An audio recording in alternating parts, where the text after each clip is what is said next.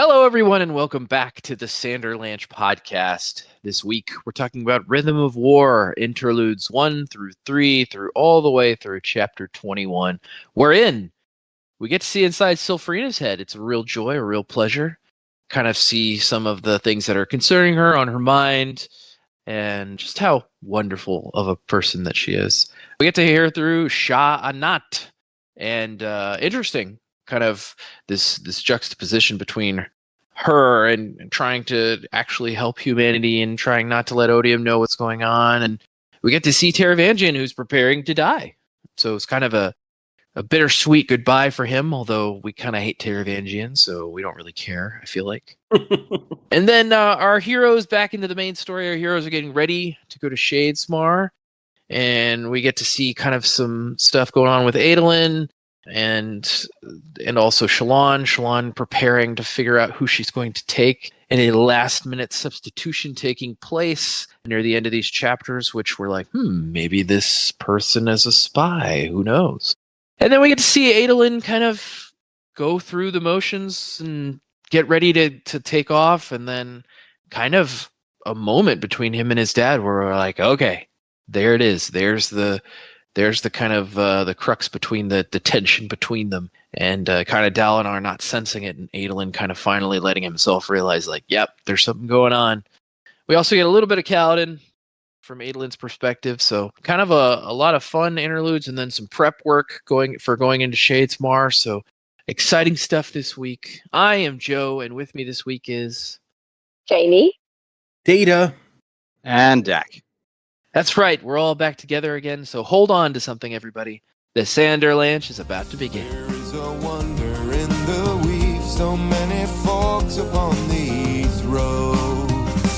For a burden that is shared is much easier to bear. We will not fall to despair this darkest day.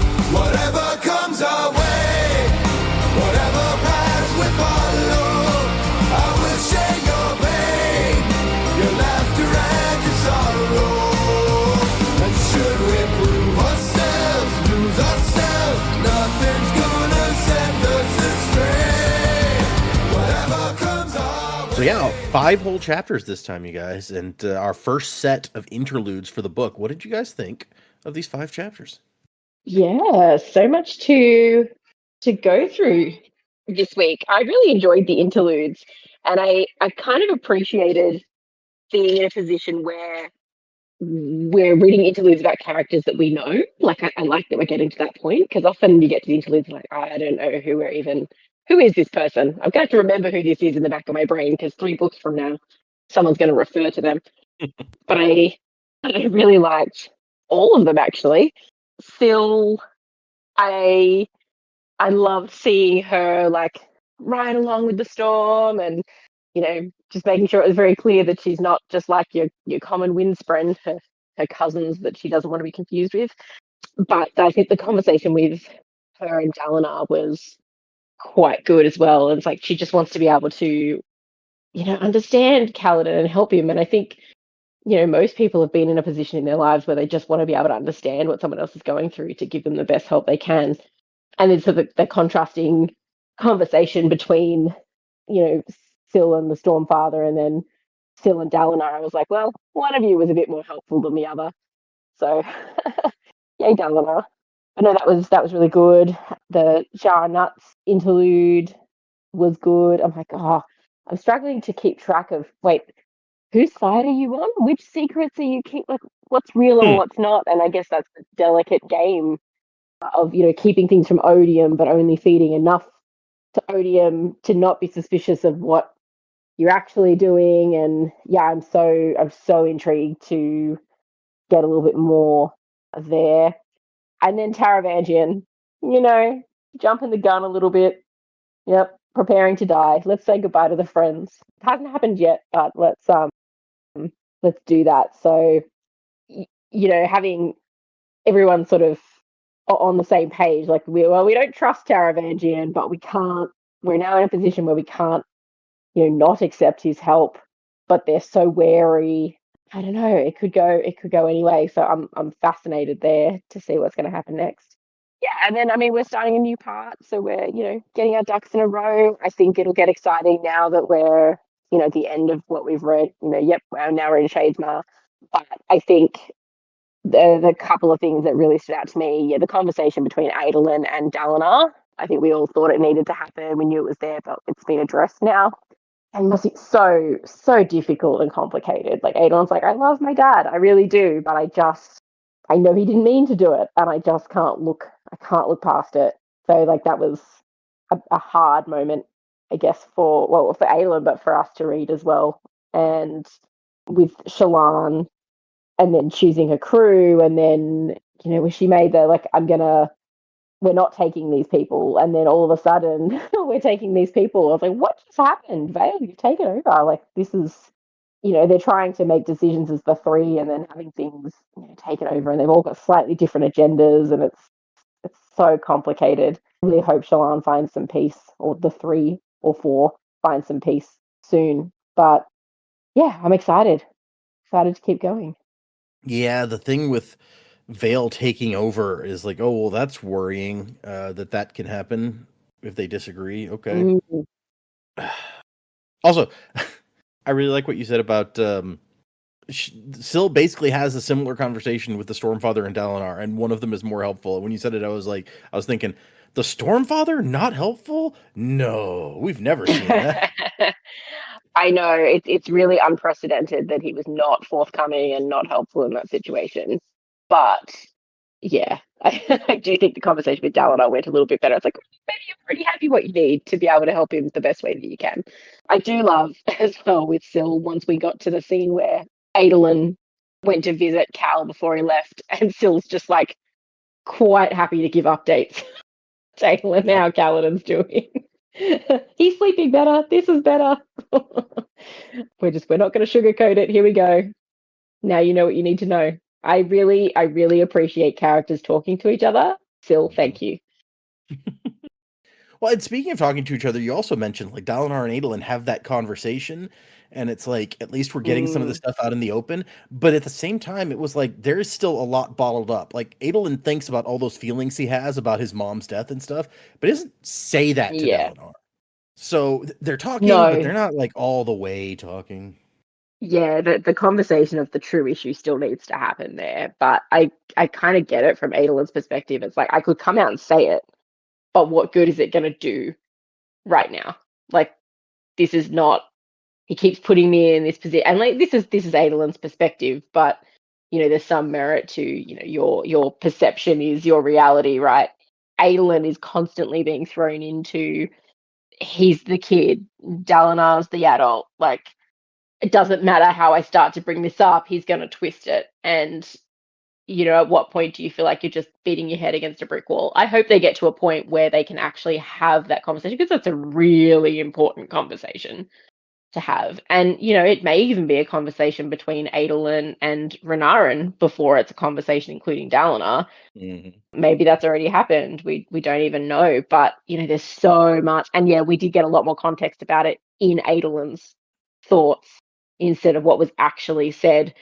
But you kind of get the feeling of, they're having a conversation, they're addressing some things, but they're having two different conversations. It's not quite the same meaning behind what one's saying and one's hearing. So, well, and you said it, but it would be nice to see Adolin and Renarin have a conversation about this. This is kind of, they're both in the same boat finding out this stuff. Yeah, definitely. Speaking of Renarin, so the other thing I really liked from the Shatnut interlude, it's like, oh, these corrupted Spren, they're coming from you. Did we know that? I mean, I feel like we knew that she was responsible for the things happening to the Spren, but that she's actively like sending things places, that we did not. Yeah. I thought that was very interesting too. So yeah, I agree with a lot of what Jamie said. I mean, the Sylphrina stuff, it's so interesting to kind of get inside her head for really, I guess, the first time and see from her perspective. I really liked the kind of explanation where she's like, she has simplified it too. It's like Kaladin has a light brain and a dark brain, just like me. I have like a kid's brain and like a more mature like Spren brain. And yeah, Stormfather being unhelpful, who would have guessed? But she really cares about Kaladin. It's very evident, and to want to like be there for him, be able to support him, it's really nice. I did also like the conversation, even though he was unhelpful. I did like the conversation between her and the Stormfather, where she's like, this is what I want to do, and the Stormfather's like, this wasn't what you weren't meant to be kind of under the thumb of this like bond, and she's like, no, it's not what this is. It's like it's a I feel like she's kind of explaining it's like, no, it's a partnership, and I care about him. And then also we get to find out that like she was bonded before, and he died, and it was like, oh, that's really interesting. And so just those little tidbits were really cool to kind of get to find out about. The Shallan stuff, like her having to basically, it's like Odium knows kind of what she's doing, but at the same time he can't come out and say he knows what she's doing because apparently he still needs her, and it's like, it's this weird kind of place that they're in where he's suspicious and he kind of knows, but at the same time he's not going to say. And then the same thing with like her, she's like, she knows that he's onto her, but she's also got to do this stuff. And the fact that she's going to send a spread to Wit, it's like, okay, we kind of knew that was coming, but like, or was it? Did he say Wit or Mraize? I can't remember. No, yeah, she's sending the spread to Mraize, but you theorized for a long time that Mraize was Wit, so I figured you were just like putting that out there again. Sorry, yeah, I see, because I think they're the same person. Whenever I see the name on page, I'm thinking it's the same person. But yeah, you're right. It's Mraize because that's Shallan was the one that connected that dot. So yeah, sorry, I'm putting my theories out there as fact. Sorry, but anyway, so that part's interesting. Yeah, this Haravangian stuff, it's like, it's kind of weird because it's like this kind of sweet moment between him and all of his friends who've been with him for a long time. But then you're reading it and you're like, at the same time, you're like, wait, we don't like this guy. Why am I feeling bad? I shouldn't feel bad. He's about to like, he's plotting to like betray them again. So it's like, I should feel bad, or I shouldn't feel bad, but I do feel bad. It's kind of this weird place to be in. And then the chapters themselves, I kind of already talked about it in the introduction. It's like we got Shallan. She's looking for a traitor, which is kind of weird. And then, yeah, Vale like takes over and it's like, no, we're gonna pick these people because Shallan had made the decision and Radiant had also kind of voted. It's like, no, we should try to find the people who aren't actually traitors to take with us. And then Vale takes over and is like, nope, we're doing it. And then I think quite possibly, might have been wrong because all of a sudden one person can't go right at the end and a different person is going. And it's like, that seems really suspicious. And then the Adolin stuff, him going to visit Kaladin, giving him that coin from Zahel /Vasher. Cool kind of like reference to possibly the planet from Warbreaker. And I also like, he's from the West. It's like, what does that mean? He's from the West. It's like, is the planet somewhere out west? there? Yeah, somewhere to the west. And then yeah, the stuff with Adolin and his dad is kind of like, there's some tension. It's a little sad. It's also, a bit cathartic, at least in Adolin's head. But at the same time, it's like he's still like, my dad is still not like thinking of me in the appropriate way. I'm still like his little boy to him. It feels like almost.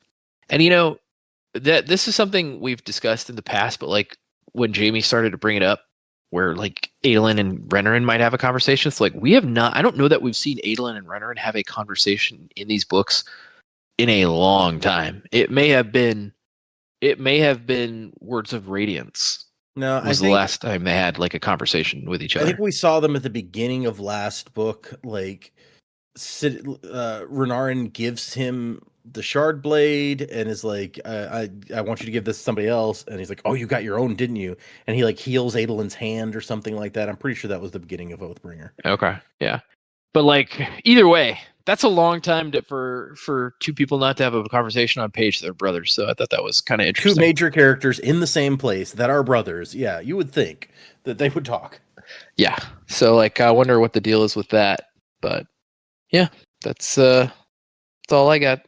But no, this is good stuff. Talking about the argument about whether do we take the traitors on the trip or do we take people we don't think are traitors? What do you think? If you're planning this trip, do you take the suspicious people or do you take people that won't like torpedo your expedition potentially? I guess like to me, I get what Vale is saying. It's like we don't want we don't want them to not be where we know where they are and know what they're doing. I get that to an extent, but at the same time, your mission is really important and you're going to Shadesmar. Pretty sure the traitor can't do anything to you on your important mission if they're not in the same realm as you. Like when you actually stop and like think about it, what Vale is saying doesn't really make sense in that way. Okay. But Fair. I don't think it was a good idea. But again, it sounds like maybe she didn't pick the right people anyway. True. And yeah, about Adolin and Renarin, it's just like sometimes I wonder if Brandon is wanting us to forget about Renarin intentionally, or if he is forgetting about Renarin. He got brought up a little bit last time in the last set of chapters we read, but only because they were like, which Radiant should we send? Well, obviously not Renarin. Right. Okay. It's like, wait, what? I know. And I get it. It's like he has the other kind of friends, so maybe there's still supposed to be some mystery shrouded around what the deal is with that. Totally get that. But at the same time, I feel like we're missing an opportunity to I feel like Renarin and his friend might have been a really great interlude character, at least. Which I'm not complaining. The interlude characters we got were interesting. But, it's just one of those things where I think about it and it's like, that would have been an interesting perspective to see, like, Renarin and him talking to his friend and his friend talking back. And, like, I feel like we're not getting some possibly good Renarin stuff. Yeah, and I don't know if Brandon's just kind of trying to hold off or, you know what? I will tell you guys, I've been holding off for a while, letting you guys know some stuff, but one of the things, because we all knew by this time, Brandon had told everybody by the time Oathbringer was out, I think probably, we know who all 5 of the main characters are for this first 5 books, and he told us who the next 5 were going to be, and Renarin is one of those who gets a perspective, like the flashbacks and stuff in the back 5. So I don't know if he's Awesome. Brandon's like saving up a bunch of stuff for that or what, but yeah, it gives me hope that we will get more Renarin like central in those books. Yeah, I keep forgetting that, like, even though the 5th book is the end of like the first arc or whatever, that we're still going to be dealing with the same characters in the next set. Like, it's weird to me because everything we've read so far, like the Scadrial stuff, there was such a big time gap between them. Mm-hmm. I forget that, like, even though this first set is done, the next set's still going to be with the same characters.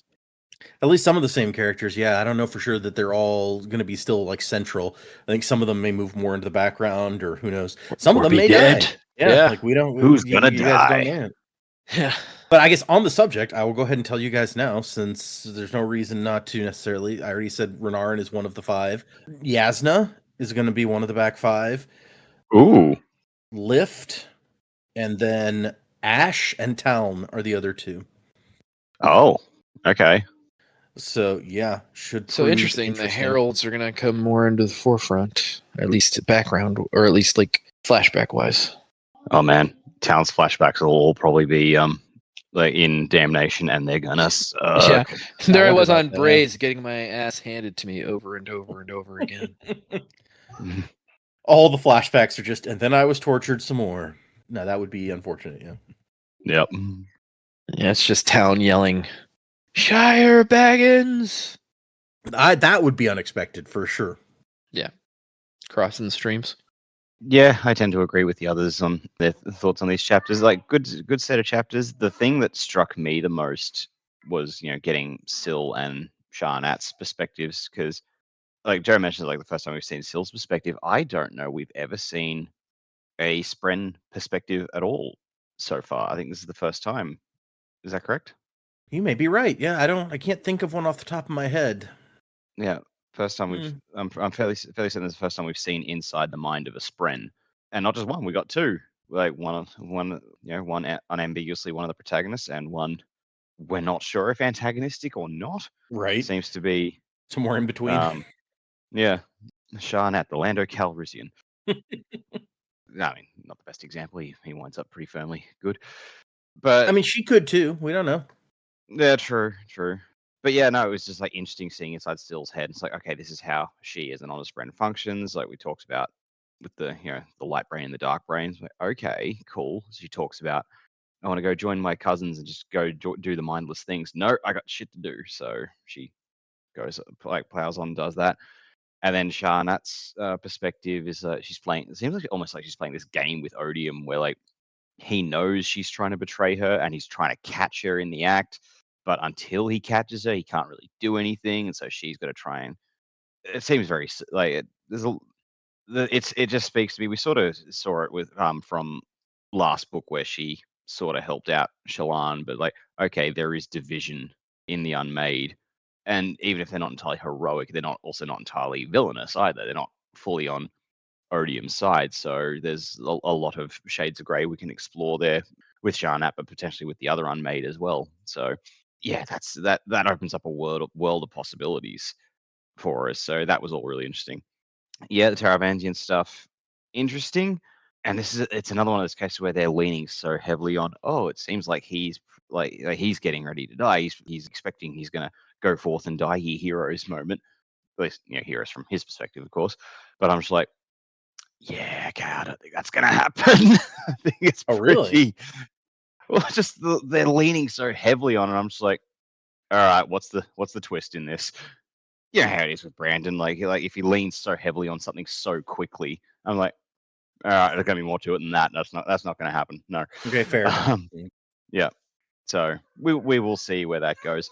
But yeah, like then it's just yeah, I'm still man the stuff between Shallan and her perspectives is still just tearing my head into knots a bit. I'm like, okay, Vale can take over even when she's on the losing side.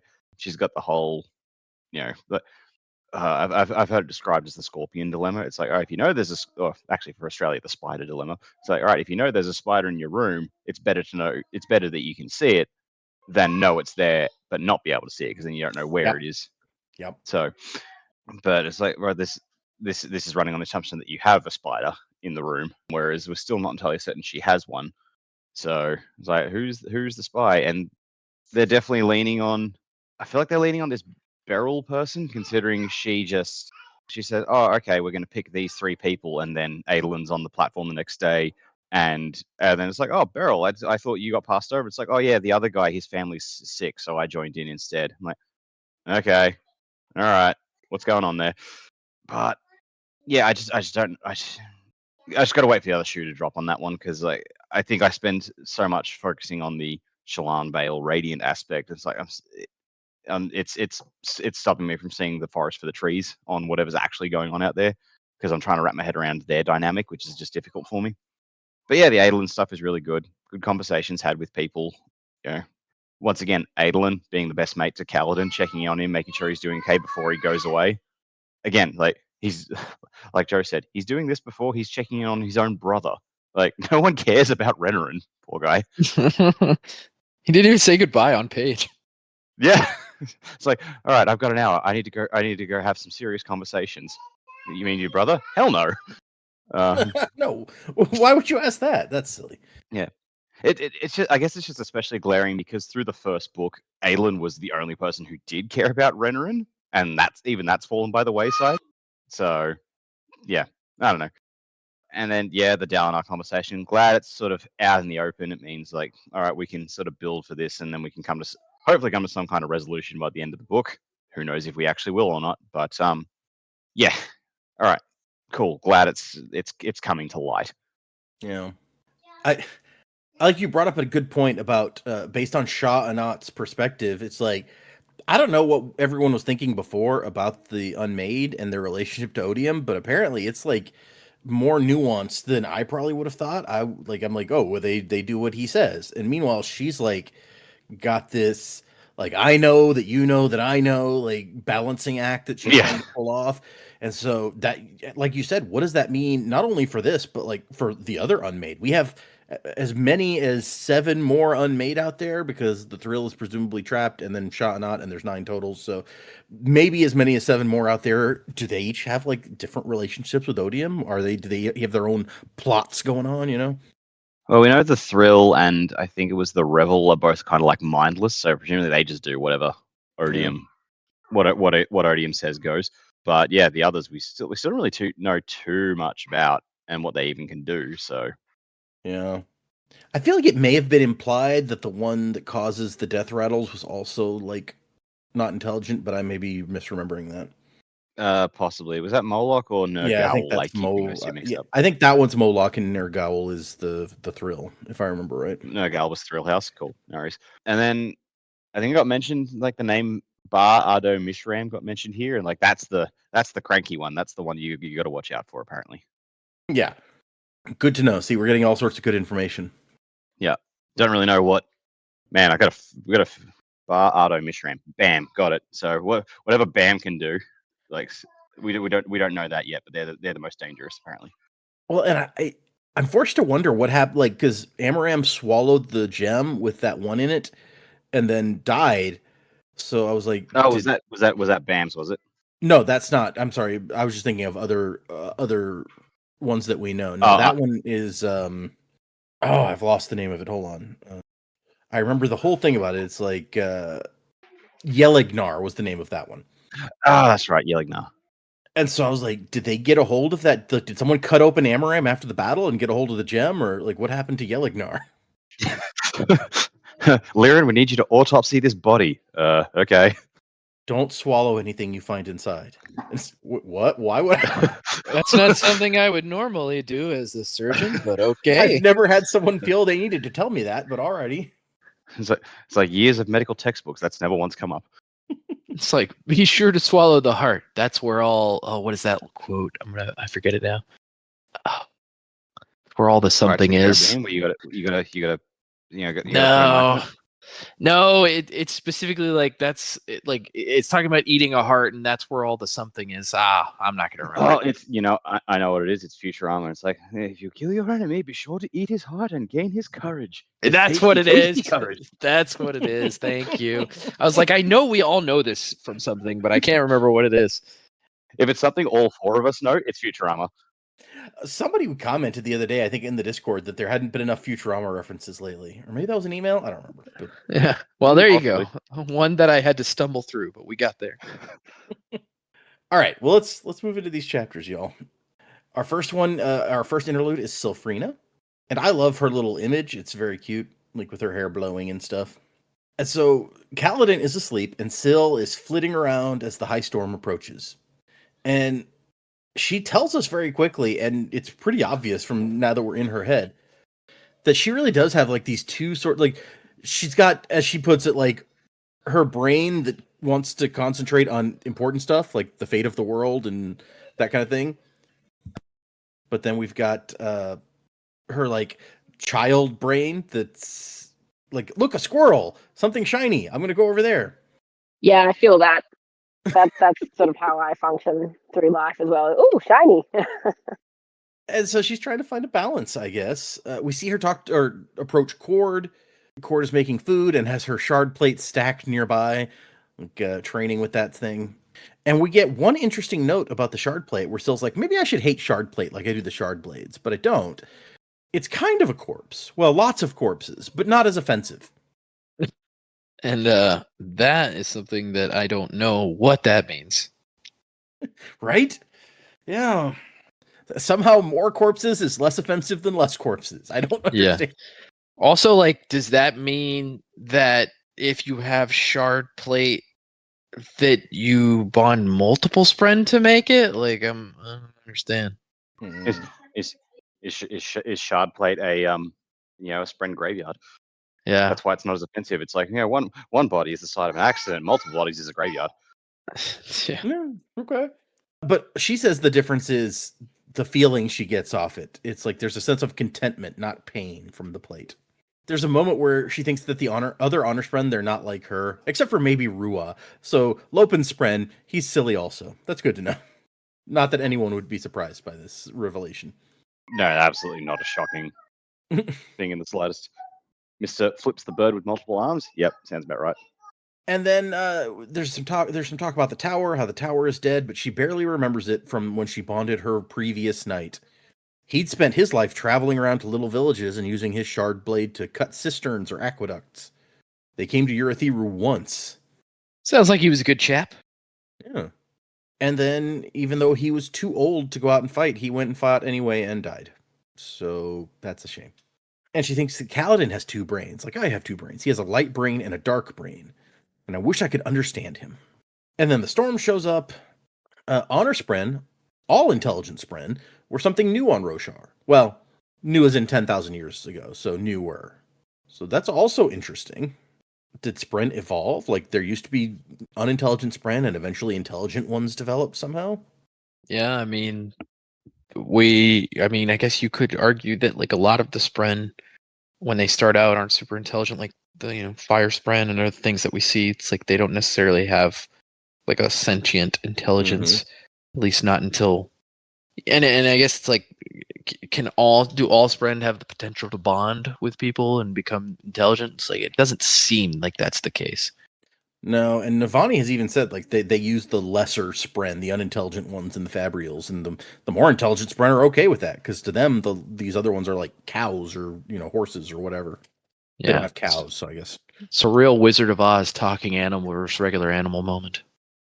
Yeah, it's kind of like, all right, so any human can bond to Spren, but not every Spren can bond to human. Spren got a rough deal. Yeah, there's only 10 orders of Radiant, so maybe only 10 kinds of Spren that can bond to humans. Yeah, but you think like this series is a lot of it has been can you grow to be more than you have been in the past? And it's like, well, not if you're a Spren, you can't. Sorry. But she goes off and starts talking to the Stormfather in the storm, who's like, rebellious child, you have come to me wishing. And she wants to be able to understand Kaladin. Can you help me like feel what he feels, this darkness, so that I can understand it? And the Stormfather's like, you shouldn't want that. Oh, look at Syl coming to Daddy asking for advice about her boy. And Daddy's like, no, shut up, I don't like him. Why'd you bring him home? Basically. But I do not approve. I love him. I don't approve ever. You're 16 years old. You're not a child.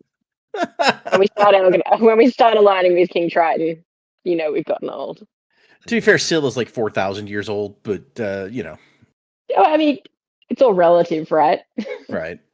And he's like, no, you don't exist for them. You exist to choose for yourself. And Syl's like, well, what about you? You don't ever make choices. You just blow.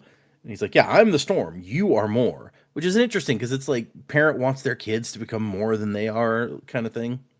And the Stormfather's like, look, Spren once let themselves be consumed by the needs of the Radiants, and that killed them. Now many of my children have followed your foolish path and are in great danger.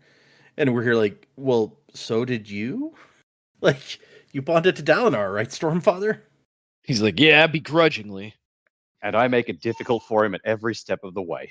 Oh, he does. That's right. I try to be as little help to him as possible. Yep. Sometimes I am actively a hindrance. That's right. Sometimes I tell him I don't know stuff, and other times that I do know, and other times I tell him I know stuff, but I'm not going to tell him. Yeah, keep him guessing. Well, it doesn't sound like human. From this conversation, it doesn't, because in the earlier chapter, they were like, hey, Dalinar, can you have the Stormfather like talk to the Honor Spren and help convince them? And he's like, I'll try. This doesn't make it sound like the Stormfather's going to do that. No. I like when I think about the Stormfather's voice, I think about the voice of God from Monty Python and the Holy Grail. It's like, stop groveling. I can't stand groveling. It's like, he's just grumpy and grouchy all the time. I think I totally do hear the same voice now that you say that. And Syl says that Dalinar's going to need his champion ready. And Stormfather's like, yeah, I don't think Kaladin's going to be the champion. He's like, okay, well, whatever. I need to understand him. And the Stormfather's like, no, I can't do that. And she says, well, you can't or you won't. And he goes, I have the power, but not the authority. And that's it. Whatever that means. And so after the storm, she plays with the Wind Spren and other Spren some, and then goes back to the tower. She can't get too far away from Kaladin. It's like a few miles before she starts to lose herself again. And she goes up and finds Dalinar is awake. He's always awake for the high storms. And she lands there and she starts talking to Dalinar. And she thanks him for what he did in making Kaladin like get unstuck. He was getting darker all the time and didn't know what to do. And she says the same thing to him. Like, the Stormfather implied there was a way. Can you make me feel what Kaladin is feeling? And Dalinar's like, I don't know. I still don't know how my powers work. Sorry.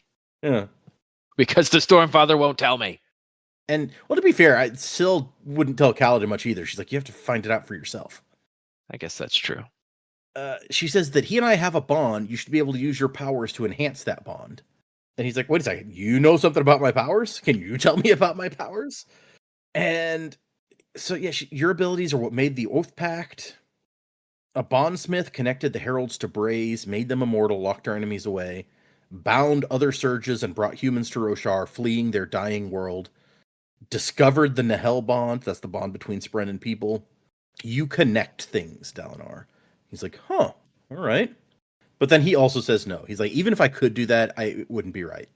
But you don't have to know exactly what he's feeling to help him. And he tells her, like, he gets her to remember things, like when she's felt a pain. She's like, oh yeah, like when my knight died. His name was Relador, and he went to fight despite his age. And when he died, it hurt. I was so alone that I started to drift.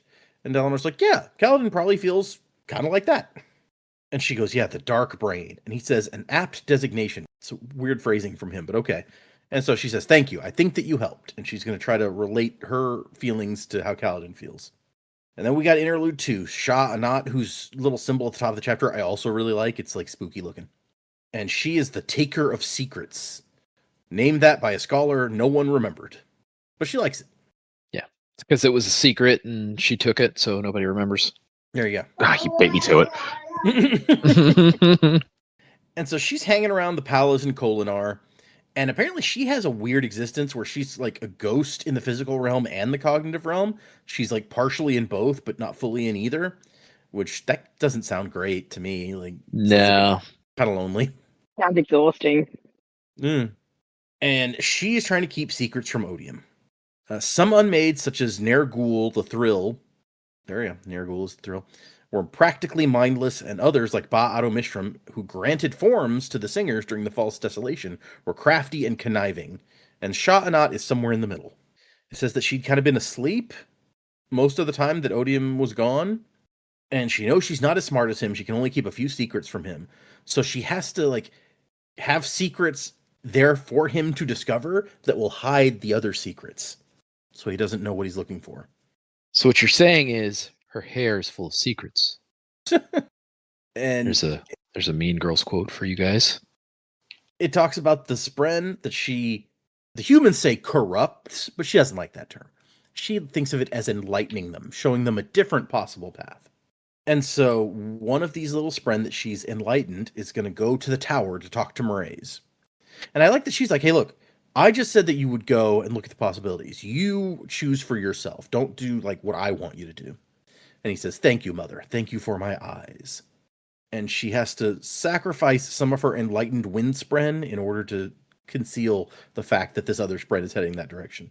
And then here comes Odium. He's like, hey, what are you doing with those Spren? And she's like, I send them out to do your bidding, obviously. Have you been talking to the humans again to corrupt them with lies? And she's like, oh yeah, that's like the lie that I made up to explain why I was talking to Shallan. It's like, why are you using that word? I don't like that word. And so, yeah, they have this weird relationship where, like, he made I was gonna say made the unmade, but really he unmade them is, I think, the correct terminology. He created the unmade by unmaking something. I mean, if you unmade something, there must have been something there before that to be unmade, I guess. But yeah, are you the creator of unmaking something? But so she needs him. She gets her power from him, but at the same time, she's kind of plotting against him, and he knows this, but also needs her. So pretends that he doesn't know. It's so weird. Like this is balancing on a wire. If Odium caught her in a verifiable lie, he would unmake her again. But that would lose him a useful tool. So, and he's like, hey, where'd you send those Spren? And she's like, well, to the tower to watch the humans like we talked about. And he's like, yeah, you're too focused on the tower. And she doesn't want to go to the tower. So she says, I'm going to the tower, right? Like, I'm going to be part of the invasion. And he's like, she thinks like he was going to send me, but now that he knows I want to go, he's like, no, you know what? You're going to go somewhere else. This is a lot of like, you want me to do this, right? Right? Oh, good. I'm not. Now I don't have to do that. It's just like, oh boy. And there's an interesting note here about the power of Odium, because she thinks about like how the power and the vessel and the shard are the terminologies here. They're not exactly in line. The vessel, the mind behind the power, doesn't like being questioned. The power itself likes questions. It likes arguments. It was passion. So race and the odium power are not exactly completely simpatico here. And Odium is sending her to watch over Taravangian, which leads us right into the Taravangian chapter, which starts with him thinking, like, I always suspected I wouldn't get a funeral. And he's preparing to die, as someone mentioned earlier.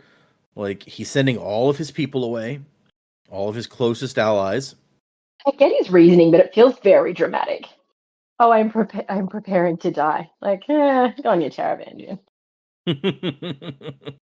And he knows that the Alethi don't give funerals to traitors. They're gonna probably throw him on a heap somewhere and burn him after they kill him for the betrayal that's coming. And into the bog with you. Yeah, right. Curse your not so sudden but inevitable betrayal. Yeah, exactly. We saw this coming for a long time, but this is the last. Honestly, we're just amazed it took this long. Yeah. And so he's sending his friends away. Adratagia, his bodyguard Maral, who's like crying, like, "No, I want to stay with you." But he's going to Azir along with Dalinar and Yasna, and then Odium has already commanded you're gonna have your soldiers switch sides. And we're closing the diagram. The diagram has fulfilled its purpose. Release our soldiers to the city guard, dismantle our secret hospitals. If there's any members who you think know too much, give them some sort of time-consuming secret quest far from civilization. Danlin should be among the first of this group. So, there you go. Suck it, Danlin. We never liked you anyway. Yeah, go on some quest for nothing forever. It really makes me wonder if that's the last time we're going to hear about her. I just remember, like, Jamie was immediately suspicious when Danlin showed up, and sure enough, it turned out that she had some ulterior motives going on. Yeah, not that we could have known that at the time. Yeah. But yes. I like how Danlin's not in the inner circle either. It's just like, just send Danlin on some mindless errand. It's fine. The ones who are too useful to waste, like Malata and Delgo, I don't know that we've heard the name Delgo before, I think they'll accept the truth. So yeah, Maral wants to stay, and both Taravangian and Adratagia are like, no, we have to go. It's all part of the plan. It's all part of the plan. But I'll make this pencil disappear. And he's been preparing the Vedans to switch to Odium's side for a while, and he's like, oh, they're all eager and bloodthirsty. Like, they've got all these promises from the Fuse. They're happy to join Odium. He gets some jam from Shinovar, which seems so random, but yeah, he's a fan too. I thought it was also going to be Deadly Jam. Deadly Jam. It would be a heck of a thing if, like, Capsol appeared with some jam for him, but... Yeah, it's like, remember me, guys? You thought I was dead, but I'm not. I would be lying if I hadn't given Capsule a thought when the jam came up. I was like, what you all in jam? Seriously. Yeah. It's tasty. And he even has a moment for this Mabon, the servant who watches over him and stuff, where he's like, hey, people don't remember, like, people always talk about the generals and the scholars, but they forget about the quiet workers who actually get everything done. This is your victory as much as mine. Like, it's weird comparing, like, this nice, thoughtful man to the all the crap that he's done. Yeah, for being such a bastard, he's a nice guy. And he's like, make sure my daughter disavows me, guide her well, don't trust Dova. Having met more of the heralds, I'm not certain Bata is as stable as she seems. And yeah, I don't know, I always kind of forget that he said, yeah, we have this person working for the diagram who we think is one of the heralds. And we end with him throwing his copy of the diagram into the fire. You saved a single city. Is that really it? But no, it's the best I could hope for. To hope for more was dangerous. And that's where we leave him, and we start in on part 2. We get a map with some annotations by Naz, which is always fun. Add to wish list, ride one of these. And there's a picture of some sort of creature in the top left of the map. I wonder if, going back to Taravangian for just a second, I wonder if, like, Dak is right and he's not going to die. And, like, instead he's going to have another super smart day. And he's like, my new and improved diagram. Yeah, it could happen. Probably not, though. Be fun. Yeah. We call this one the blueprint. Yeah. You thought the diagram was cool. Just wait till you've seen the blueprint. It's not blue. Why are you calling it a blueprint? Shut up. Quiet, you. The map includes the path of Adolin and Shallan's voyage through Shadesmar, so that's useful. We see where Urithiru is in the physical realm, and Noadon's Stairway is what the section there is called. There's a map of. It says a portion of the Southern Sea of Souls, but this is Shadesmar. in case that was not obvious. Just a lighthouse with a couple of grouchy attendants and their bratty kids. The quiche, however, was exceptional. I like that note. I don't know why, but I'm just like, oh, cool. Get some quiche. Got it. Just of all the dishes, quiche. Huh. What you got against a quiche? Quiche is good. Nothing. I got nothing against the quiche. I just don't expect it in a fantasy book. Not a big fan of egg, but I'll eat it in a quiche. That's for sure. There's one note. There's a strange storm brewing on the horizon here. I don't like it. And I was like, is that the Everstorm? But also the notes about how here's Adolin and Shallan's path, which is well after the Everstorm. So is there another storm brewing on the other side? Brouhaha. And then the note at the bottom, are you ever going to return that last map? Then again, I've had that other thing of yours so long, I've engraved my initials on it. So I suppose we're even now.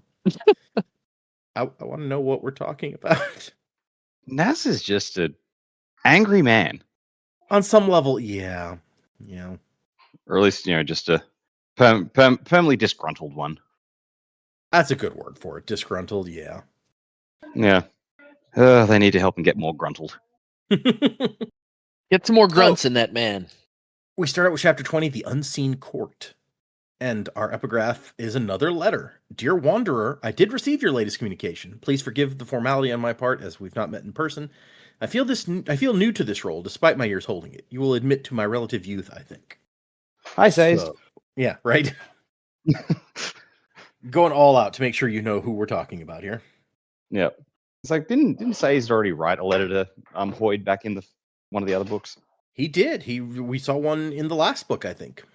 Hoyd received responses from several shards, and Says was one of them. So, like in my last letter, it's a real Luke and Acts moment from the Bible. It's like in my last letter, Hoyd, we talked about this. Now let's talk about this. Mm-hmm. Let me recap your letter in my next letter. And so we're following Radiant as she heads down into the bowels beneath Urithiru. And apparently this is where her group of Lightweavers has set up like their little clubhouse where they train and stuff. And she calls them the Unseen Court, which is a neat name and explains what the chapter of the title is about. The title of the chapter. I said that wrong. This is the chapter of the title. Wait, what?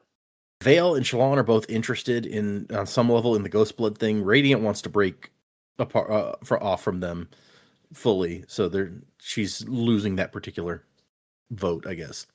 And so a lot of the Lightweavers are the deserters that she had in the first place, but now the group is about half and half, which means they've had a bunch of women join, mostly women. And they're down here training. We've got Beryl and Darcira, who are changing faces as they train for fighting. And actually, it says when they're wearing new faces, they attack more recklessly. Many Lightweavers threw themselves into the part wholeheartedly. They're just a bunch of actors. All right. Need the actors to save the world. She's got her own cabal of theater kids. Yeah, kind of. Oh man, that just sounds terrible. But it's to the point where she's like, hey, Darcira, when you're wearing a male face, you like lose your fighting stance. And Darcira's like, yeah, I just feel more aggressive. So yeah, we've got some like method acting going on here.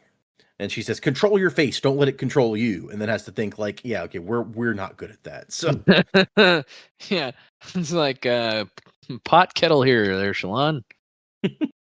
And Beryl's like, why are we even fighting? We're spies. If we have to pick up swords, then we've lost, right? And Radiant's like, well, yeah, fighting is definitely our last resort, but I want it to be a last resort you might survive. So, like, you're going to learn how to fight. She has a point.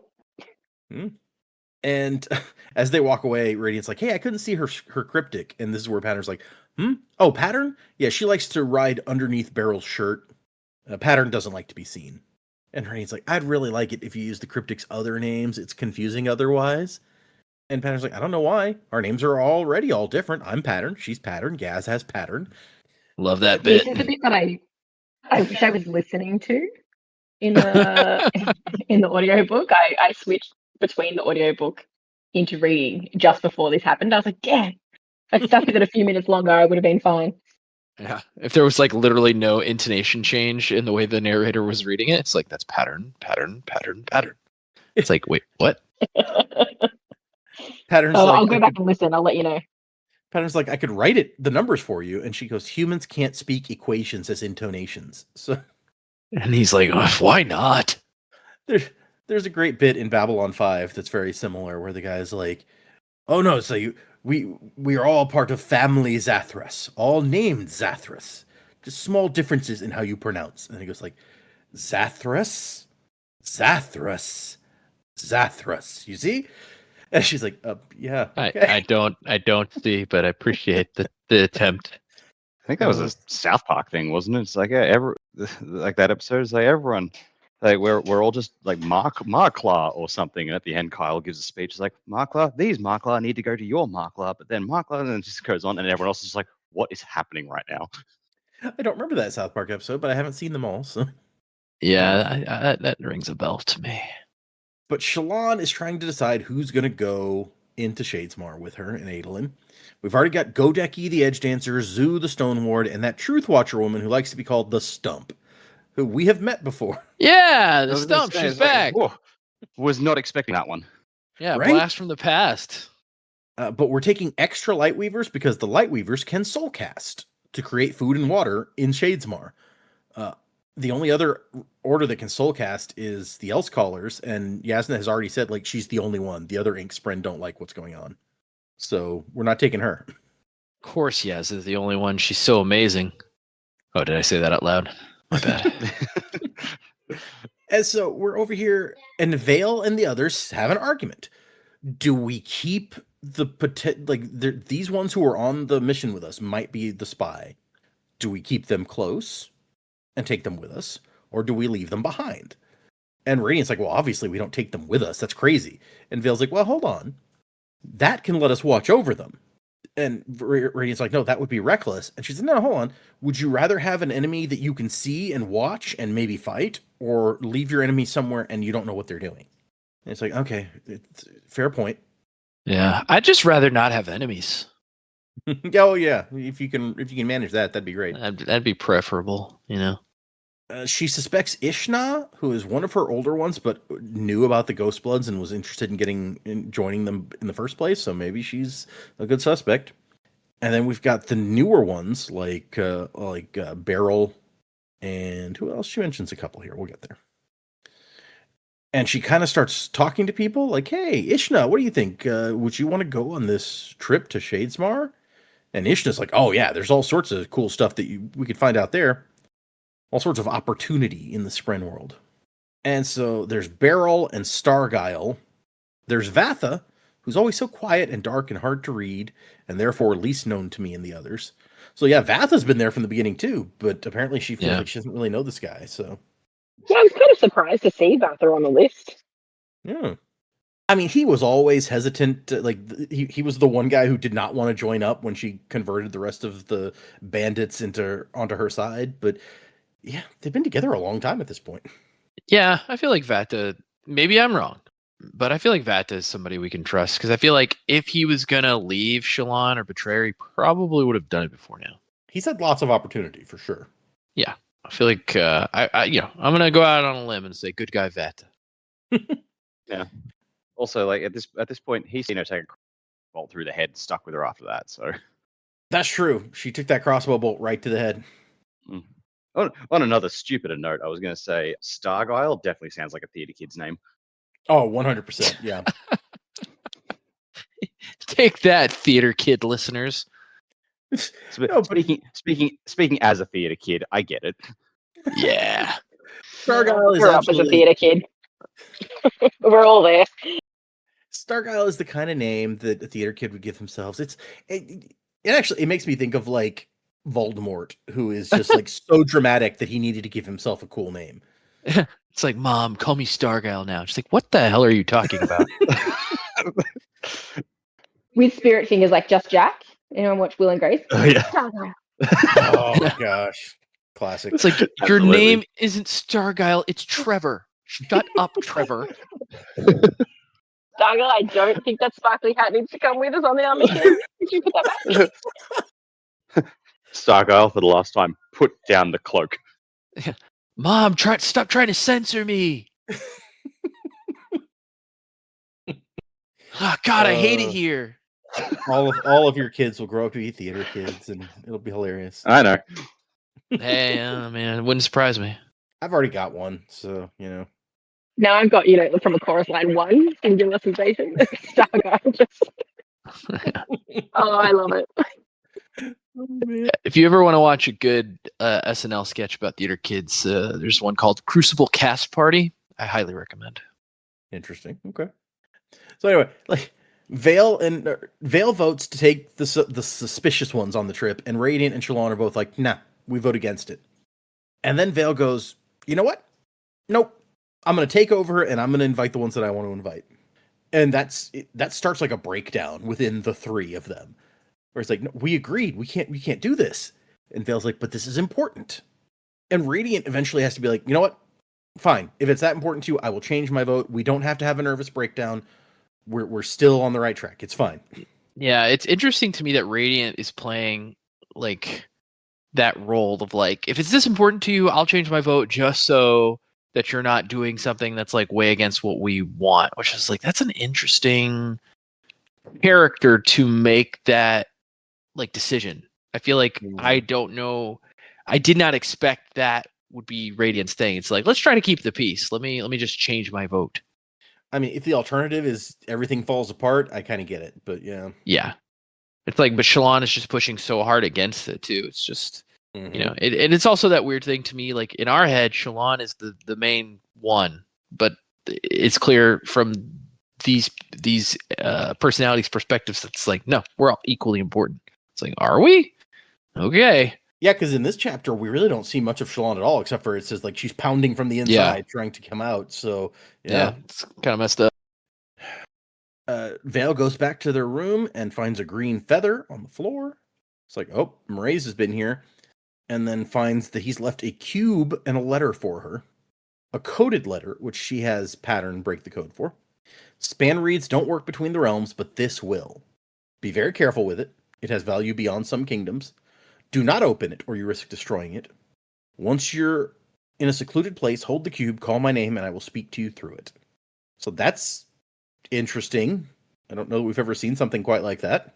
This is like that mirror that Harry Potter had and just never used because he broke it. Yeah. Well, he never used it because he forgot about it, and then he broke it after Sirius was dead and it was too late, which is just like... That's right. The most ironic or depressing part of the whole thing, where it was like he was desperate to talk to Sirius for chapters. He had away the whole time. And he had away the whole time, yeah. Yeah, what a fool. What a foolish fool. She's like, crap, how am I going to hide this from Adolin? Like, how am I going to bring this weird box and, like, sneak off somewhere to talk to somebody? And that's the end of that chapter. And we get the last chapter that we did, The Seething Knot. I've been fascinated to discover how much you've accomplished on Scadrial without me noticing your presence. How is it that you hide from shards so well? Okay. Stop ignoring my mail, Hoyd. I mean... Maybe if I butter him up some more. Based on the last one, Hoyd wrote to Sazed, and Sazed was writing back, so it's like, he must want to talk to him. Yeah. And this is an Adolin chapter, and we start with Adolin choosing an outfit. It's very important, and takes some time. This is like, I think, my least favorite part of Adolin. It's like, bro, chill out with that stuff. You could just team him up with Stargirl. He could design everything he wanted to. It does sound very out there. His design. Yeah, I love but it. as we see in this chapter, Stargirl's not coming anymore. What's he going to do? Like, oh man, my main man Stargirl. We could have bonded. Could have had some sparkly vests. Would have been sick. Could have done a choreographed dance number to friggin' Dancing Through Life from Wicked. Would have been awesome. I'd watch that. I bet Adolin could dance. Like he's very light on his feet as a duelist. You know, it's just that's what he decides to do with his life. He's like, I'm gonna be the High Prince of Dance, Dad. Yeah. You don't understand me, Dad. As long as he doesn't start making bad choices and standing on books, we'll be fine. Yeah, that's the part that we can't tolerate. Yeah, our daughter was sitting there watching it and went, that's a bad choice. What do you think of Piero? He made bad choices. Yeah, he did, babe. I mean, it's true. Yeah.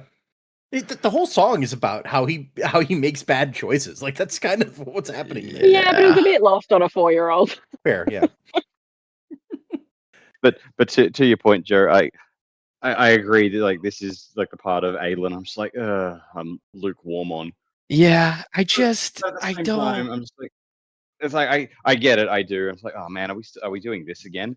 But then I'm Yeah. also just like, you know what? He's going through some stuff. Let him get joy wherever he can. I guess I just like it comes to a point where I'm just like, Adolin, we get it. You're the clothing guy, but like chill out a little bit with the clothing. He spends a couple of pages here thinking about what outfit he's going to wear, and then Yeah. talks to Shallan for a minute, and then Shallan's like, I'll "How tell much them it's longer?" going Or- to take an hour, and it's just like, Yeah. whoa, come on, bro. She knows her Pick an husband, outfit. you know. I guess. But I then he mean- figures it out. I know just the uniform or just the outfit to wear, and it is a uniform. But Yeah. it's a uniform that he designed specifically to, like, several years ago, his first ever attempt at designing his own clothing. And it's- also, until he gets his dad later, it's like, Dad's like, oh, this is a nice uniform. He's like, you didn't like it at first, Dad. Like, come on. Just completely ignored the macaroni rainbow I put on. Yeah. I bedazzled the shit out of it. And you didn't even say anything. He wanted it to still be a uniform, but be a little more trendy, a little more stylish. And his dad was like, "The hell's wrong with you, kid? Get back in your actual uniform." And so it had gone into a trunk and been forgotten. But now's the time.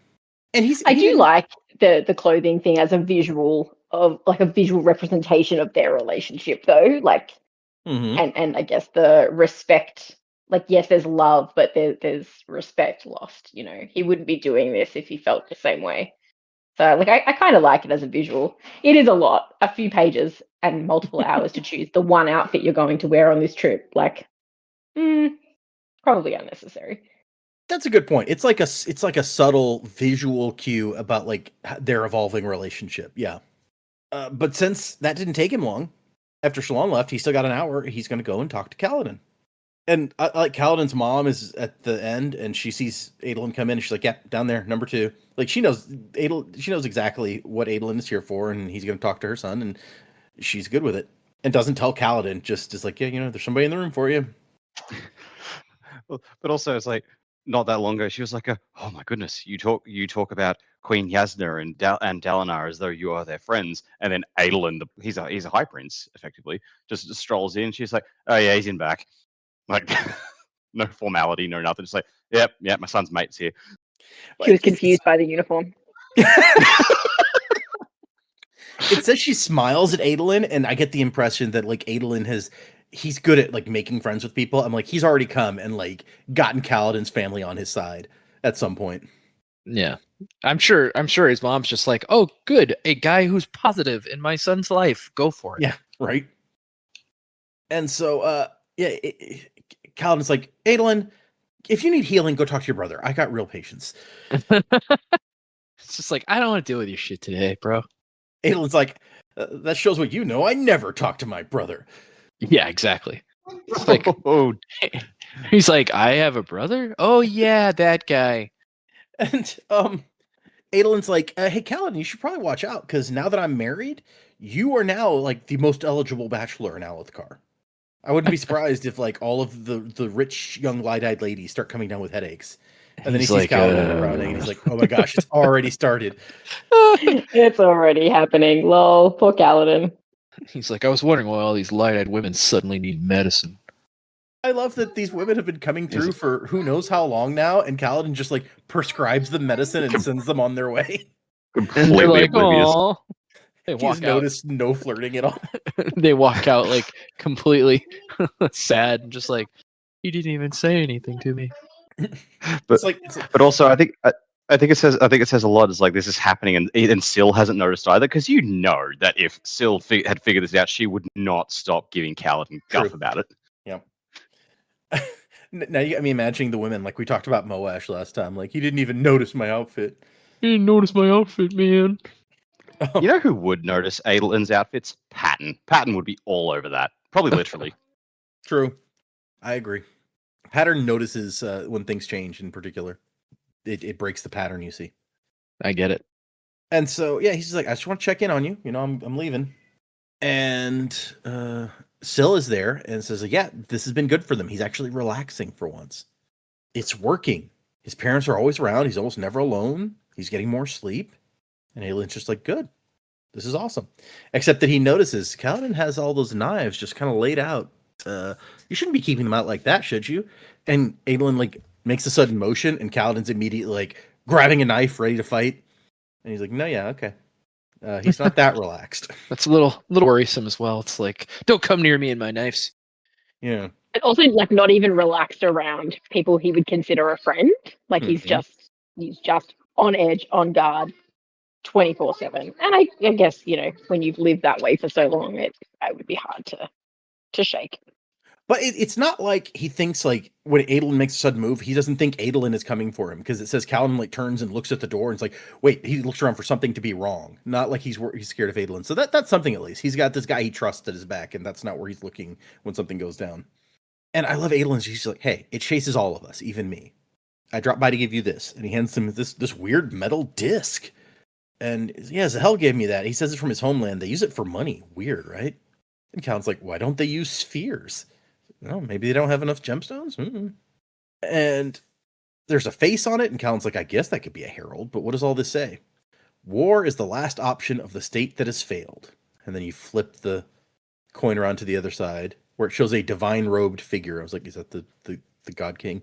But it is better than having no options. Which I feel is a hell of a thing to put on your money, but all right. Yeah. These people in Warbreaker, man, they're crazy. And Adolin wants to talk Kaladin. He's like, I want to show you like what I see in dueling. Like maybe you can learn to like love the fight in that way. And Kaladin's like, I don't know if I can ever be like that, but thanks. And Adolin's like, okay, don't let anyone burn the tower down while I'm away, all right?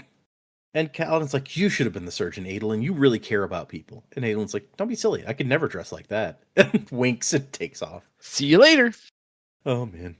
Ba-da-ba-ba-da-ba. And so we're out on the plateau that has all of the oath gates on it, is where we jump to next. And Adolin has is packing his shard plate into a chest, and the armor, there's like, it's not going to work. We've tried this before. The suit of armor just gets left behind. And Adolin's like, well, maybe mine's different. We'll give it a shot. And then Beryl shows up, and he's like, hey, wasn't Stargyle coming? And she's like, oh yeah, his wife got sick, so he wanted to stay, and we decided I would go instead. All right. Very suspicious, for sure. Not only that the guy Shallan picks gets sick, but one of the others that she was suspicious of is the one who decides to come instead. Yeah. Yeah, definitely suspicious there.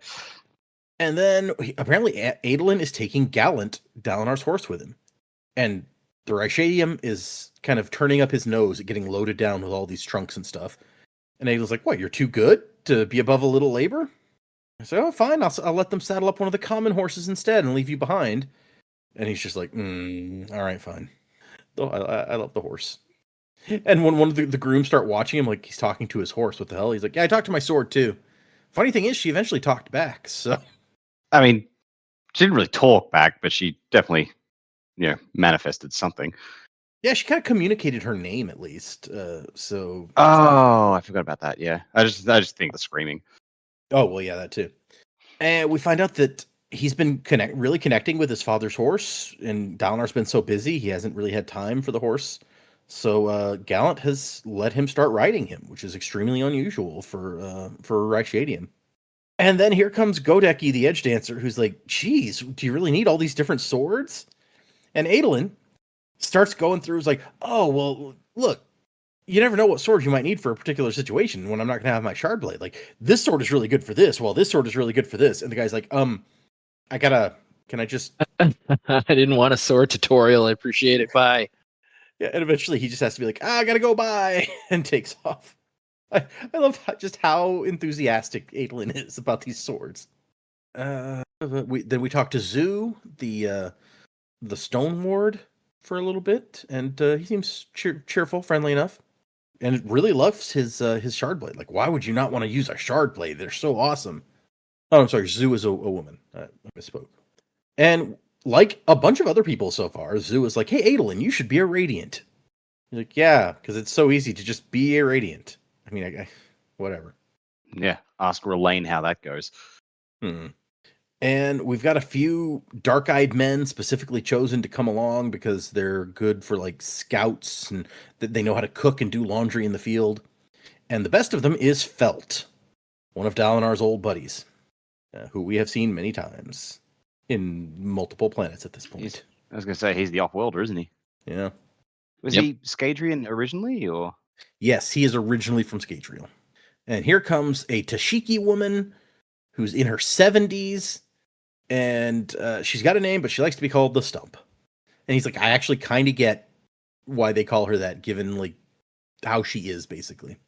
And she even says her name is Arsh, 2 Q's in a row. I don't know how you say that. She's fond of the name, so it's good. And Vatha is here when they get to the other side, and he's practicing soul casting a big block of like the obsidian that makes up the ground in Shadesmar into food, and it works. So hey, we know that we can survive if we need to. There's a mention of the soul casters we found in Amia and how that's helping the war effort. We also get a note that Shallan has completed her wardship over the course of 8 months with like serious training by Yasna. She graduated, I guess. Little bum that's off page, but whatever. I know, Whatever. right? But mastery of soul casting still eludes her. Shallan can't soul cast real well. And Dalinar comes and he makes a speech to the group like, hey, I commend your bravery. You represent our whole coalition. And I love when he's done talking, Adolin's like, not bad. At least it was short. Yasna says some stuff. Taravangian says some stuff. And he's like, I wonder if Taravangian finds it weird we're not taking a Dustbringer. No one talks about it, but apparently the Dustbringers do not serve Dalinar as loyally as he would like. I would like some more information on that. That seems like kind of a big deal to just like, oh yeah, that's just a thing that's happening. Mm-hmm. And Dalinar comes talk to Adolin. Hey, that's a good uniform. Better than some of the ones you've been wearing lately, at least. And Adolin's like, 4 years ago, you said it was disgraceful. He's like, I guess we've both got more lax over the years. And Adolin, I feel like Dalinar's trying to give a little bit there. And Adolin's like, well, I think I'm the same person. I'm just more willing to let you be disappointed by that person. And he's like, I'm not disappointed in you. And Adolin's like, really? Can you say that truthfully with an oath that you're not disappointed in me? And Dalinar does not. Which, ugh. He's like, I just want you to be the best man that you can be. I want you to represent me well. Is that so bad? And Adolin's like, I don't represent you. I'm my own high prince. Is that so bad? Like that I'm my own person? And Dalinar's like, oh, don't do this. Don't let my failings drive you to rebel against what you know is right merely because it's what I want. I love that he's like, what I want is right. Don't disagree just because it's me. And basically he's like, you know, he gives this whole speech where it's like, you're going to be like Taravangian, who, you know, any cost is worth paying if you achieve if what you want to achieve is worthy. And Aelin's like, can't I just be my own brand of wrong? Do I have to be either Taravangian or you? Come on. Which is completely fair. But Dalinar has this way about him that is just like, obviously I'm right. And if other people aren't on board with that, well, then what's wrong with them? This isn't the first time we've seen that. It's my way or the wrong way. Yeah. And even in the end of the conversation, Dalinar's like, maybe I raised you badly. I wasn't the best of examples, obviously. And Aelin's just like, geez, even then, it has to be about you. I can't make my own choices. If I'm acting like this, it's because you were right or wrong. Very frustrating. And in the end, Dalinar's just like, I believe in you. Go on, succeed in the mission. Convince the honor spren that we're worthy. And then Aelin's like, wait a second. That's why you're sending me. You want me to be a Radiant. And Dalinar's like, well, your brother's worthy. Your father, against his own best efforts, has proven worthy. I'm sure you will too. Which is kind of a backhand compliment, I feel like. But yeah, and it's really a shame because it's like it's basically in Dalinar's head, even though the Radiant thing hasn't been a thing for a long time. It's like he's like, well, if you're not Radiant, there's something not quite right with you. So you got to be a Radiant. Yeah, it's like now it's like, oh, you're either a Radiant or you're just kind of worthless. I'm like, wow, really? Especially when Adolin is so content. It's not like it's this deep down desire for him to be Radiant and he's not, and now his father's saying you're not worthy if you're not a Radiant, and that's what he wants. Like, he doesn't want it. yeah. I don't want all that. I'd rather what? I'd rather sing. No. Argyle. It's not going away. I'm sorry. Back to the theater kids. It's like, where's Stargyle? He'll sing with me, father. Oh, but between this and Hick Navani from the last episode, it's we've come up with some great bits. Dude, yeah. Yeah, wait I till forgot you hear about though that, Shivani. Jamie. You have to listen to the next Yeah, episode okay, now I'll just have to go hear listen to that one. Yeah. Yeah, I considered just since they're all Alethi, they're just making them all Hicks, but I feel like that was too much. Hick Navani's funnier. But yeah, we end with with Adolin just being like, okay, fine, Dalinar wins again because the Blackthorn always wins, whatever. And they head off into Shadesmar. So yeah, that's our chapters for next time. We're going to read 4 more chapters. That will be 23 through 25. And those chapters are called, let's see, let me say, chapter 22. Did I say 23? 22 22 through 25. I can talk. Chapter 22 is called No Use Talking. Chapter 23 is called Binding Wounds. Chapter 24 is Full of Awe. And chapter 25 is Devotary of Mercy. So, what do you guys think? Where are we going? What's going to happen next? Let's do some predicaments. Okay. Early in a new part. I think the biggest thing that stuck with me, and we've already kind of referred to it, Taravangian preparing for his death. I actually don't know that he would be preparing for his death, and I'm concerned he's got some other motive from Odium, which, it's been a lot of focus from other people's perspective about like the ends justify the means, kind of like he doesn't want to kill anyone more than's necessary, but if it's necessary, off we go. And I think Dalinar voiced those concerns. Can't remember with Navani previously or with Adolin. I can't remember where it happened, sorry. But I fear that Odium's given him something else. He's going to get rid of everyone else who's been working with him, and perhaps, I don't know, they're the ones that are going to come to their untimely end, and Taravangian will live on another day. And, if he does have another genius day, like, that everyone else seems to have made up their mind that his slow days were all an act, but it seems that that's still an actual affliction that he has. So I don't know. I don't trust him at all. I would hate to think that something would come. Like, he's setting up the other countries, I think Yakaved, to turn to the other side, and I have this feeling that something's not above board there either. Like, he's setting them up to fail. Now you've moved armies around, like, he wants the armies to be sort of protecting his borders, and now he's taking people away. Does that open things up, for the betrayal to actually maybe be against his own, like, homeland and his own lands? And so there is a betrayal that he's talking about, but it's not the betrayal everyone else thinks is coming. Yeah, I think that's my biggest thoughts for this week. I can't see if this is the person that Odium's sort of talking to, or at least one of. I can't see Odium just letting Taravangian, like, his part's over and off we go. It just seems too close. I know time has passed in universe, but from what we read at the end of last book to now, I can't imagine that this is it for Taravangian. So I think he's up to something, unfortunately. Interesting. That could really change. I don't know, depending on exactly what it is that he's up to, that could Yeah. really change what we're looking at here. Okay. Yeah, and just something that would catch, like, everyone else off guard, because we know Navani, Dalinar, they're all like, oh yeah, we don't trust him either, but keep your enemies close, sort of thing. Like, better to have him here where we can watch him than if he's gone away somewhere else. And I don't know, it could really change things, especially if they're all of the opinion that he wouldn't do more than what's necessary to achieve his goal. But if they don't know what his goal is, they don't know what necessary is. And necessary could be wipe out a whole bunch of people. It's like he's passing on his goodbyes, but maybe he's the one that's going to live and everyone else is going to meet their end. So, yeah, I don't know. We'll see how that plays out. I could be completely wrong, but, we'll see. We'll see what happens. I would be shocked if it turned around somewhere in this part where Taravangian, sets up the betrayal, it all happens, and then he dies. Like, I don't know. I can't see it happening. Alternatively, then they lock him up and it's him and Seth, like, hanging out. I don't know. That would be funny. Okay, yeah. And I was like, yeah, well, I mean, it could be good for Seth. It could be cathartic for Seth. I don't know. Yeah, regarding the chapter titles, I'm not really sure. Binding Wounds, could be a Kaladin and Downer sort of chat, which I mean, they're both in the same place now.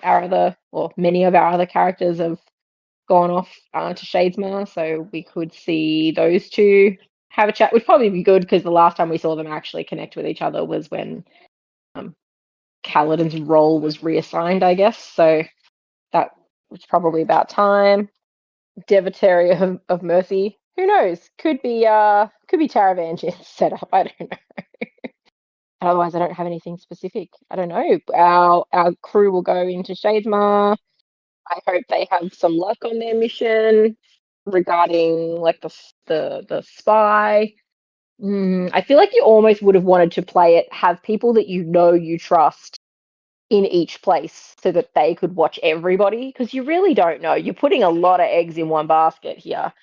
I get the idea of keeping your enemies close so you can watch them, but also the risk of having them to do their own thing unattended would be huge. So I do see it like from both sides, but I guess for the three, the only people they can trust is themselves, and then I'm not even sure they can trust themselves. Like if the fourth is the spy, yeah, it. And I think I'm leaning towards that still, but I want to call it the deepness, and I know it's not the deepness. The whatever's inside Shallan, her last secrets that have to come out. If that's able to function without the other three knowing, and now that we've seen that Vale can just take over, it's not a mutual agreement who's going to step forward. One of them can actually overpower the others.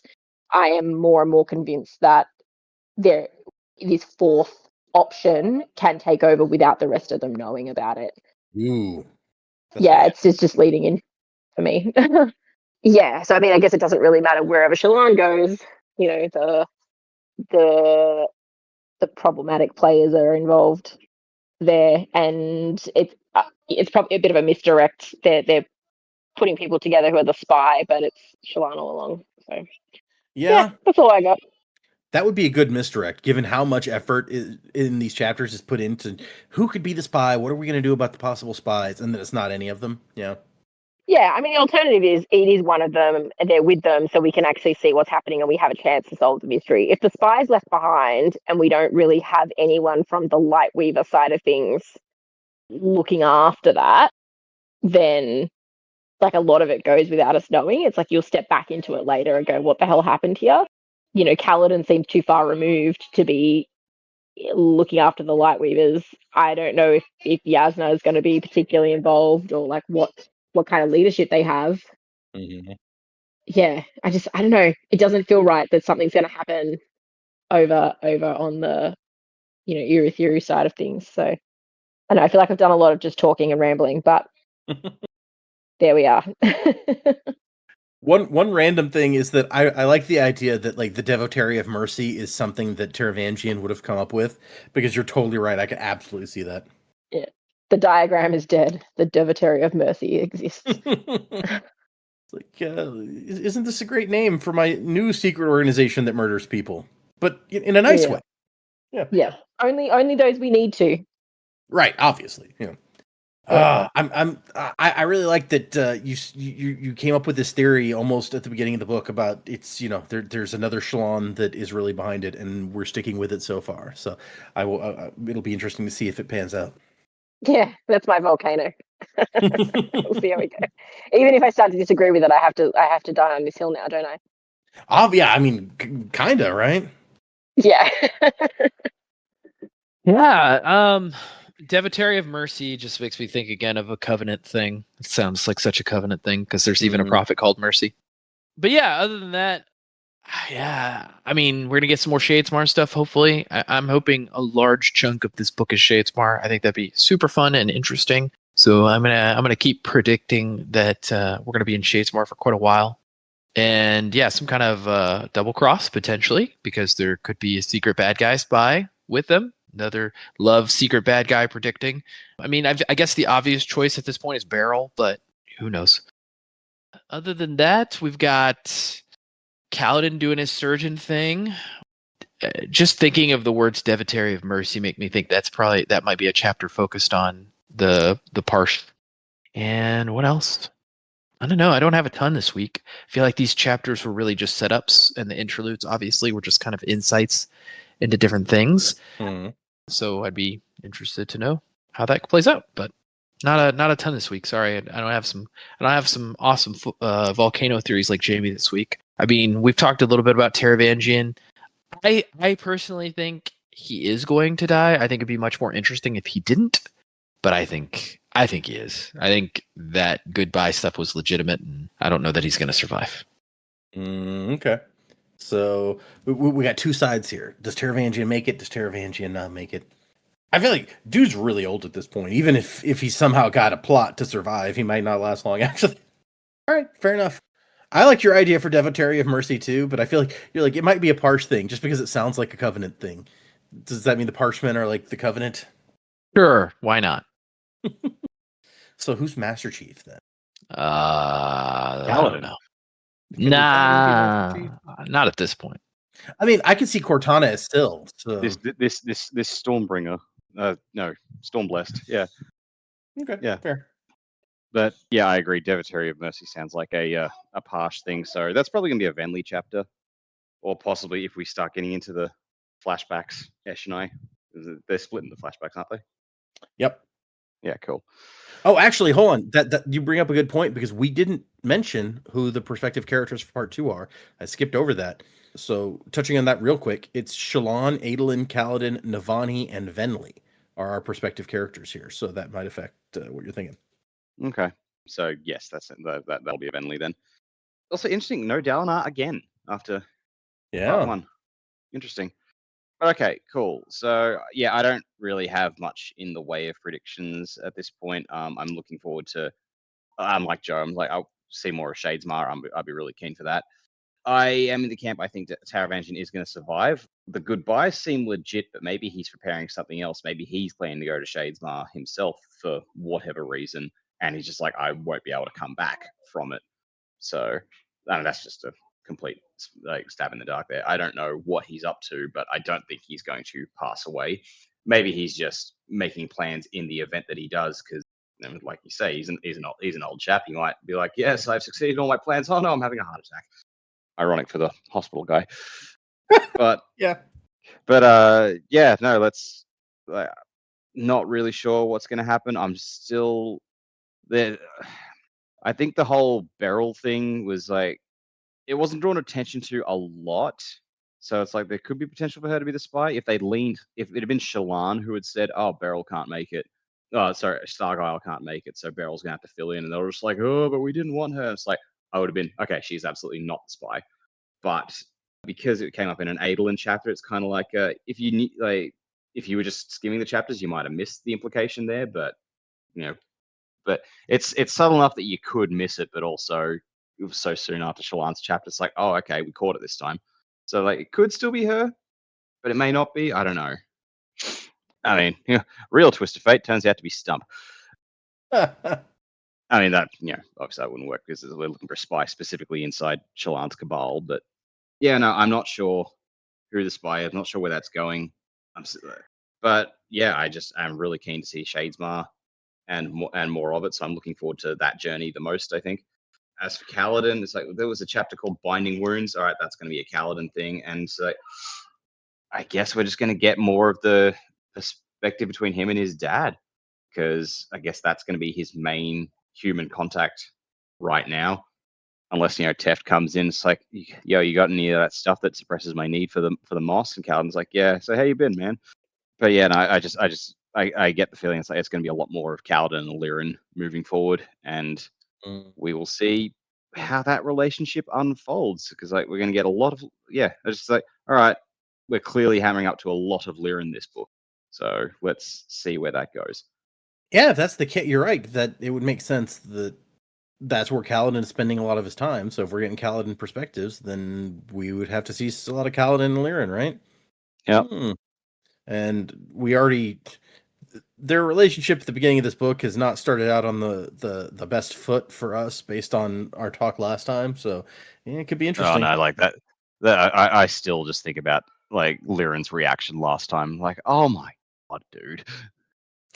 So, I don't know. How do you think that their relationship is going to develop through the book? If we're seeing a lot of the two of them together. I mean, I get the feeling like Kaladin's going to do this surgeon thing for a while, and it's not going to solve his problems. He's still going to be antsy, and I think Kaladin's like thing for a lot of it is being unable to save people. Yeah, and Yeah. well, guess what? Guess what? A surgeon can't always do. So it's probably just going to affect him like that much more. Like Liren, we saw it with what's his face's kid, the one who died by White Spine. Rashon, that guy, that jerk. Like, Liren took it on the chin. It's like, I tried to save his son and I couldn't.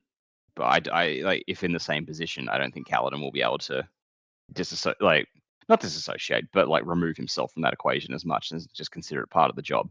He's always just been like, he will save everyone. Like his vows as a Radiant are dedicated to saving everyone regardless of who they are. So I think that's going to weigh heavily on him if like someone dies on his operating table. He's going to it's going to affect him mentally. So, and maybe that will cause friction between him and Liren. I don't know. I get the feeling the crux of it is Liren's not going to be able to accept that this is not what Kaladin is made for. So that doesn't do good things for their relationship then, if that's going to be the case. No. Yeah, okay. So we'll see how that goes. Sidebar: if he's performing surgery, like what would happen if he made Syl into like a scalpel? Would that? Because like they don't cut through. Yeah, you can't cut living flesh with that. Yeah, probably would not be a good idea. Yeah. Like, but if someone's got like a necrotizing limb or something, could he use Syl to chop it off? Yeah, like how dead does the limb have to be before? Interesting point. Yeah, I don't know. Yeah, and in my head, I'm just like, oh, let's use Syl as the operating tools. Wait, hang on, there's a problem with that. So yeah, all right, where's the line? If you slice it open and like the soul gets cut there, then it may not be able to heal like when you sew it back up. So that's probably not a good. Yeah. Yeah, or unless it's like, all right, we need to amputate this leg, and we're going to do it painlessly. All right, Syl, get on it. Yeah, so like she does it. She does it, just deadens the leg, and then they can remove it without. It's like, hey, we don't need anesthetic. Yeah, you'd have to cut with the shard blade just above where you intend to cut with like a knife, and so that would mean like leaving them with a permanently like shard blade dead little small area at the bottom of the. But I guess it wouldn't be that huge a deal at that point. Yeah. Unless that prevents you from being able to like walk correctly on a peg leg or wooden leg or something. I don't know. Too many questions.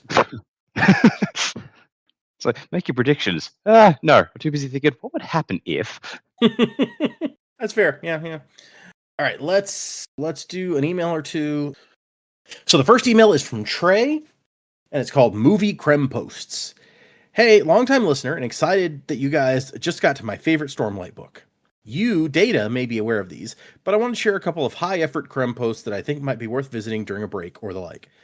The last book they imply any spoilers for is Rhythm of War, and with adaptation news steadily coming out, the timing could not be more relevant. Whether you decide to check them out on the podcast or not, they're worth the read. Happy reading. So these are two people on Reddit who posted, like, years ago, some really funny ideas, like plots for movies. Pretty lengthy, so it's not like we would read it here. I'll have to look through again and make sure there's no sort of spoiler before I share it with you guys. But maybe link in the description for this episode if listeners want to read it. But there's somebody who did a Mistborn movie plot and somebody who did a Stormlight movie plot, and they're pretty funny, and clearly a lot of effort went into it, like Trey says. So that's what that email is about, and I need to look through it before I share it with you guys. But thank you, Trey. And then I'll do one more. This one has a review with it, Joe. So, hi, Data, Joe, Dak, and Jamie. Truth Watcher here from the UK. Love the podcast. Started reading the Cosmere at the end of last year after finishing Wheel of Time and following along with the Wheel Weaves podcast. I've just finished Onshard and starting Rhythm of War, so I've got to the dreaded point of overtaking you guys and not having the Volcano Theory predictions to follow along to. I have a week's holiday in Mallorca this week, so planning on plenty of reading time. Although the reality of having 3 young kids probably means otherwise. Yeah, I've been there. You might have a download in Mallorca, though, for the stats. Planning on joining the Patreon to listen to Data's first time reading of some of the more recent books when I get there. Are these safe and spoiler-free if I listen in publication order? Also, I put a 5-star Apple Podcasts. I think it's still pending, but attached the image. Wasn't to the time of next. Kupo for Joe. Haha, I'm still to the cups from George. And let me pull up the Apple Podcasts thing. Yep, there's the picture of a 5-star review on Apple Podcasts. Before Joe does that one, I will say that I responded to the email, so they should already have this. But for anyone else wondering the same thing, my Patreon recordings are full spoilers for anything that I have read up to that point. Now, because the books on the Patreon, I'm reading them generally right after they come out. If we're talking about publication order, you're probably safe from any spoilers for something that came out after that book, because I wouldn't have read it either. But I don't hold back anything else. Anything that I've read, anything that I've read that Brandon said at a Q&A or something, it's all free game for the Patreon posts. So in case anyone was thinking about looking into those potential spoilers, if you haven't read it, if you're not completely up to date on stuff. So yeah. What do you got for our review, Joe? First of all, I want to say if you're going to Mallorca, don't eat a funny whelk. Hope you get that joke.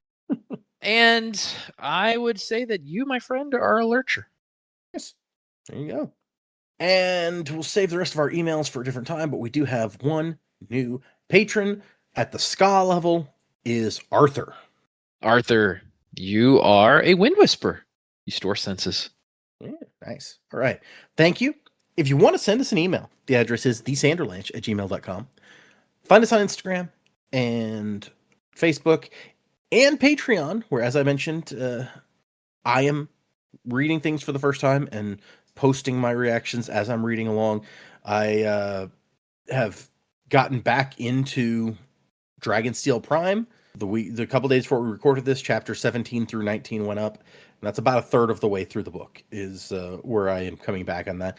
Without having gone back and reread the first third, that I looked, my last post of Dragonsteel Prime was like September of 2024. So it's been a while since I read the first third of that book. But I feel like I kind of, by the end of these 3 chapters that I just posted, I feel like I got back into it and remembered most of the important bits. I also, though, we have coming out in next month, in this September, the new book, the first book in the follow-up series to the Skyward books, being written, I think, primarily by Jancy, who Brandon co-wrote some of the short stories and stuff with in the Skyward universe previously. So she's kind of taken the reins on this new set of books in the same universe with Brandon. His name's still on the book. He's still helping out, but she's doing the primary writing. So I'm still trying to decide if I'm going to read those for the Patreon or not. I didn't do Songs of the Dead for the Patreon, which had Brandon's name on it, but was written pretty much entirely by the other person. And while I think Brandon may be a little more, I think Brandon is a little more involved with these than he was with that one. He's still not like the primary writer. So I don't know. If you guys, I already said on my last Patreon post, but if you guys are interested in that, let me know, and I can do that one for the Patreon as well. Otherwise, I'll just read it on my own and keep going with Dragonsteel for a little bit until we get a new Brandon in December, I guess, is when The Fires of December comes out for the convention. So it'll be a couple months down the line. Anyway, check out our Patreon if you're interested in hearing me react to that sort of thing. If you join the Patreon, Joe will assign you a Faring Power. If you leave us a 5-star review on the podcast platform of your choice, Joe will assign you a Misting Power. And if you do both, you can be a Twinborn and be super cool. So that is there. Remember, we are doing 4 chapters for next time. That is 20 through. No, that's not right. 22 through 25 is how you say that. So if you're reading along, read those 4 chapters of Rhythm of War, not of some other book. This is the book that we are reading. So, yeah. 4 chapters for next time. Music by Miracle of Sound. And wasing to the time of next. Colo, yes, Fasher. Haha, I'm still to the cups. Burden that is shared is much easier to bear. We will not fall to despair this darkest day. Whatever comes our way.